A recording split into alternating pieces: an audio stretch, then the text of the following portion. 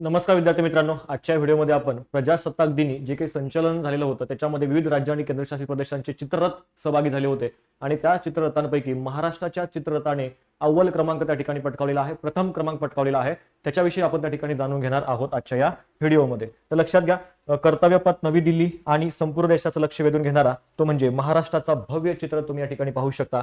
आता लक्षात घ्यायचंय 2026 मध्ये जी काही परेड झाली होती त्या परेडमध्ये महाराष्ट्राने सादर केलेला चित्ररथ म्हणजे गणेश उत्सव. लक्षात ठेवा, म्हणजे आपण यावेळेस काय केलं होतं, गणेश उत्सव जे काही आपल्याकडे मोठा उत्सव असतो ते या चित्ररथाच्या माध्यमातून इथे दाखवलेलं होतं.